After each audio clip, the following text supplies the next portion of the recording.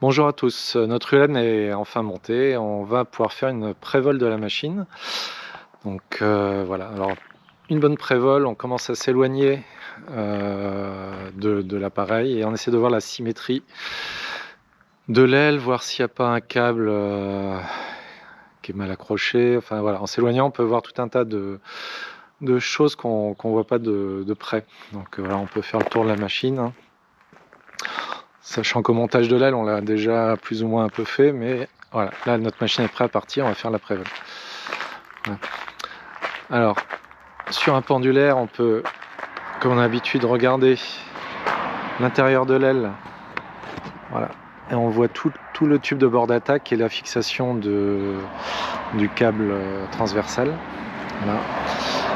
On peut aussi voir l'état du bord d'attaque sur tout le long de l'aile. D'ici, en fait, on a une vue imprenable. Et après, donc on vérifie tous les élastiques qui retiennent les lattes. Voilà. Là, on a aussi la barre d'étarcage, ça c'est important, hein. La barre, pardon,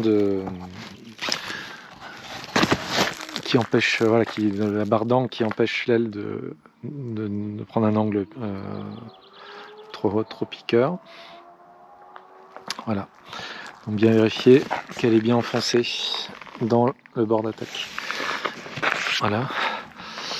Après, on vérifie donc toutes les lattes. Voilà. Okay. Et il ne faut pas oublier les lattes de l'intrado. Voilà. Hein, pas que les lattes de l'extrado. On peut aussi voir les câbles du mât, hein, qui partent du mât et qui. Voilà, c'est donc les câbles anti-piqués, hein. Vous savez que le vent. Alors je vais le faire ici. Ouais, le vent vient relever, si le vent s'accélère, c'est qu'on est en piqué, il vient relever le bord de fuite et donc fait remonter l'aile. Ça, c'est le principe de la stabilité des ailes pendulaires. Là, on a l'étarcage de l'aile ici, donc le push-pin. On vérifie que tout est bien mis, que les câbles ne sont pas coincés là-haut. Voilà. Fixation des câbles arrière. Et puis, donc la même chose de l'autre côté. On vérifie les lattes, l'état de la voile, la barre de calage ici et l'état du bord d'attaque.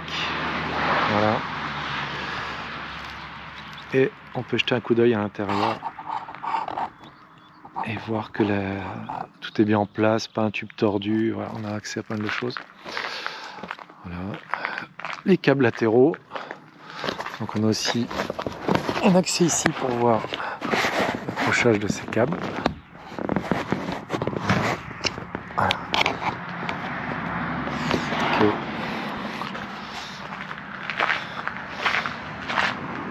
Le trapèze, vérifie que les câbles sont pas bien libres et bien positionnés. Hein, au montage, quand on démonte pas l'aile, ça doit pas bouger, mais comme je monte et je démonte l'aile à chaque fois, c'est intéressant de regarder ça. L'état du trapèze. Voilà. Okay. Le push-pin du trapèze aussi, hein, il est bien mis, bien sécurisé. Et l'état des câbles de l'autre côté. Voilà. Au niveau de l'aile, on vérifie l'accrochage de celle-ci, donc avec les vis de sécurité, celle du haut. On a le câble de sécurité qui vient se prendre dans celle du bas, vous voyez, qui fait deux fois le tour, qui fait un tour autour de la quille. Et on a aussi le tube avant qui est fixé ici. Et là, on peut regarder le bas du mât et le haut du trapèze. Voilà, tout est bien propre. Voilà, dernière chose pour l'aile, ça va être de vérifier l'avant de l'aile. Alors là, il faut défaire l'aile. Voilà. Donc, quand on est grand, c'est plus facile. Voilà. Et là, on enlève le nez en fait. On a le capot de nez ici qui est scratché. Voilà. Et donc important, le câble qui tient vous voyez la nervure centrale là, elle doit bien être dans le boulon comme ça, et il y a un câble qui la retient, qui fait le tour du tube de quille. Voilà. Et après les deux plaques qui retiennent sur le tube de quille les deux bords d'attaque, il faut qu'elles soient parfaitement plates, c'est-à-dire que elles n'ont pas subi d'effort, elles ne sont pas tordues.